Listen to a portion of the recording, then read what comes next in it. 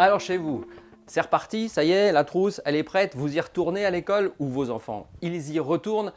Avouons-le, c'est un peu confus. Alors nous allons voir comment c'est chez nos voisins et vous allez voir que personne n'a choisi la même date de réouverture.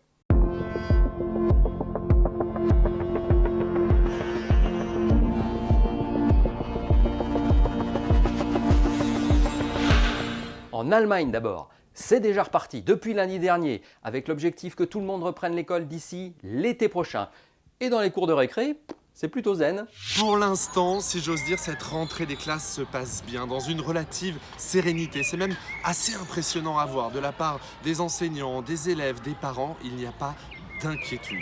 Le masque n'est pas obligatoire, tout le monde doit respecter des distances de sécurité, se laver régulièrement les mains. Et ça, les enseignants le disent. Ils disent, bon, on a un peu l'impression de faire un boulot de gardien, plus que d'instituteur, parce qu'il faut faire attention à toutes ces règles. D'autres groupes, d'autres classes vont rentrer dans les semaines à venir. Ça va soulever une difficulté, le nombre de salles, le nombre d'enseignants disponibles. Ce sont des questions qui ne sont toujours pas réglées.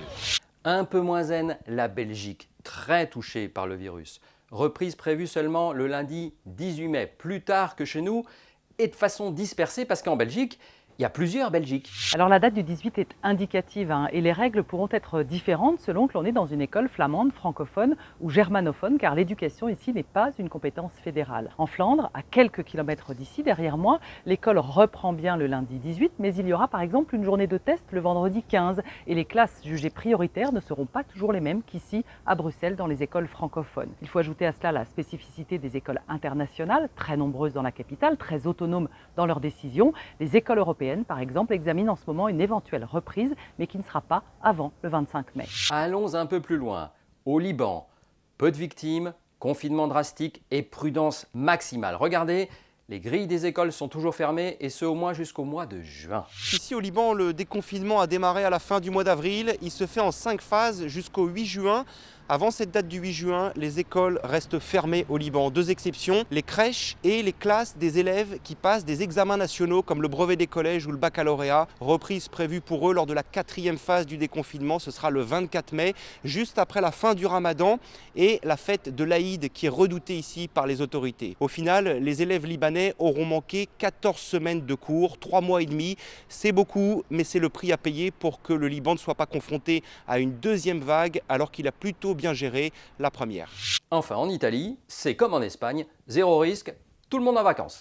Alors ici, en Italie, le maître mot, c'est prudence. Les autorités ont pris la décision de rouvrir les établissements scolaires en septembre prochain, pas avant. Ce sont plus de 8 millions de jeunes Italiens qui sont privés d'école depuis le 5 mars dernier. Le président du Conseil, Giuseppe Conte, a justifié plusieurs fois ce choix, cette décision, en insistant sur le potentiel de contagion qu'auraient les enfants. Conte ne veut donc pas prendre de risque. Une rentrée scolaire en Italie en septembre, bien après celle des enfants français. Bref, chaque pays fait un pari différent sur la date de réouverture des écoles. Et la date choisie est souvent un reflet du niveau d'anxiété dans le pays en question.